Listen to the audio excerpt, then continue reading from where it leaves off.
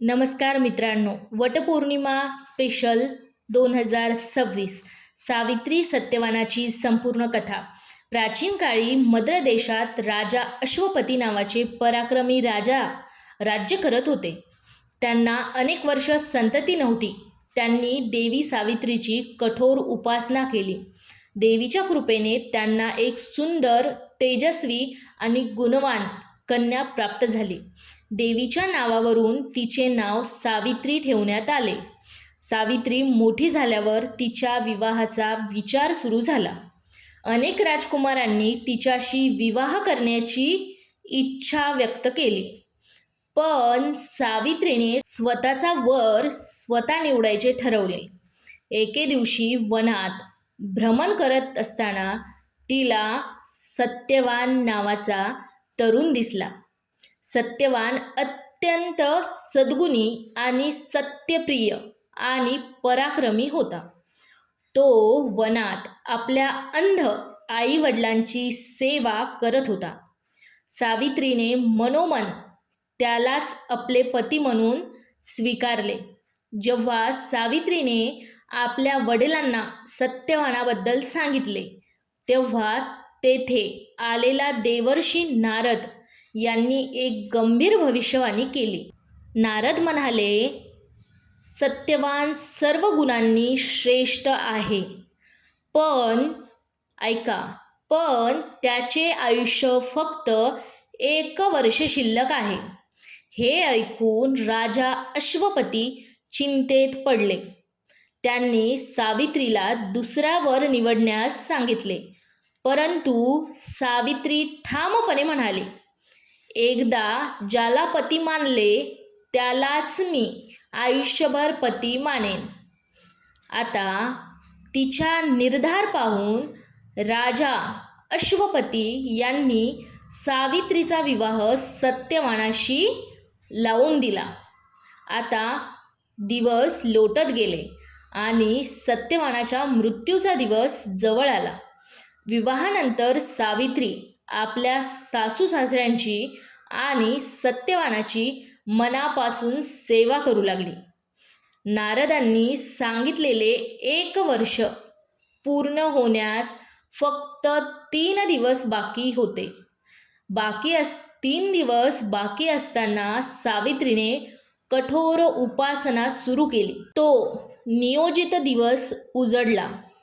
सत्यवान लाकूड तोडण्यासाठी जंगलात गेला. सावित्रीही त्याच्यासोबत गेली. काही वेळाने सत्यवानाला अचानक डोके दुखू लागले. तो सावित्रीच्या मांडीवर डोके ठेवून झोपला आणि काही क्षणातच असे घडले ते ऐकून तुम्हाला धक्का बसेल. तर काही क्षणातच त्याचे प्राण निघून गेले. यमराजांचे आगमन झाले. सत्यवानाचे प्राण घेण्यासाठी यमराज स्वतः आले. यमराजांनी सत्यवानाचे प्राण घेऊन दक्षिण दिशेकडे प्रस्थान केले. सावित्री त्याच्या मागे चालू लागली. यमराजांच्या मागे चालू लागली.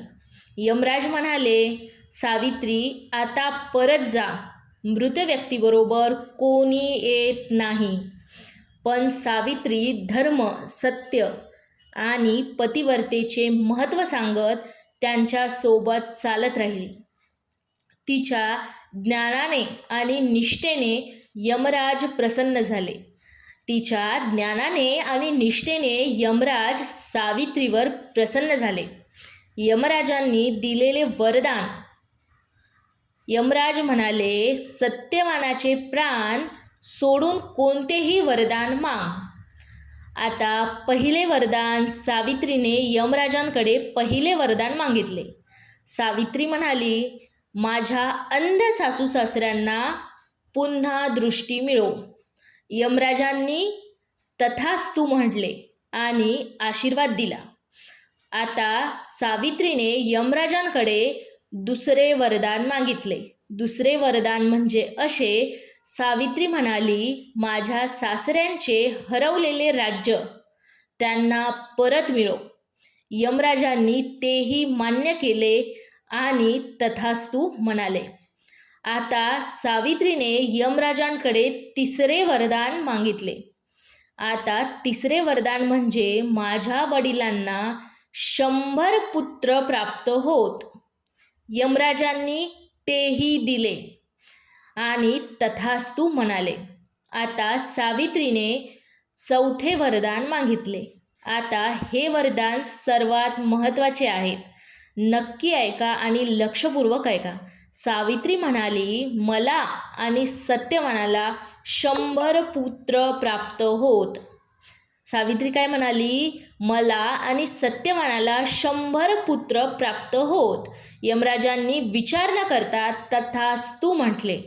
सावित्रीची बुद्धी किंवा सावित्रीची बुद्धिमत्ता काही अंतर गेल्यावर सावित्री नम्रपणे म्हणाली, हे यमदेवा, आपण मला सत्यवानापासून 100 पुत्र प्राप्त होण्याचे वरदान दिले आहे, पण सत्यवानच नसेल तर हे वरदान पूर्ण कसे होईल? यमराजांना आपल्या शब्दांची जाणीव झाली. सावित्रीच्या पतिव्रतेपुढे, बुद्धिमत्तेपुढे आणि निष्ठेपुढे ते नतमस्तक झाले.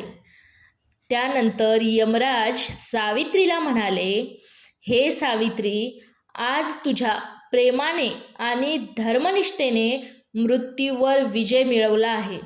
आणि त्यांनी सत्यवानाचे प्राण परत केले. आता कथेचा शेवट एवढाच आहे की सत्यवान पुन्हा जिवंत झाला. त्यांच्या वडिलांची दृष्टी परत आली, हरवलेले राज्य मिळाले आणि सर्व वरदाने पूर्ण झाले. त्या दिवशीपासून सावित्रीला आदर्श पतिव्रता स्त्री असे मानले जाते, किंवा त्या दिवशीपासून सावित्रीला आदर्श पतिव्रता स्त्री मानले जाऊ लागले. याच स्मरणार्थ विवाहित स्त्रिया वटसावित्री व्रत करतात आणि वडाच्या झाडाची पूजा करतात. वडाचे झाड दीर्घायुष्य, स्थैर्य आणि अखंड सौभाग्याचे प्रतीक मानले जाते. ही कथा श्रद्धा, निष्ठा, बुद्धिमत्ता आणि अतूट प्रेम यांचे प्रतीक आहे. सावित्रीने आपल्या दृढ संकल्पाने मृत्यूवरही काय केलं? विजय मिळविला आणि आपल्या पतीचे प्राण परत मिळविले. जर व्हिडिओ आवडला असेल तर लाईक करा, शेअर करा आणि चॅनलला सबस्क्राईब करायला विसरू नका. धन्यवाद.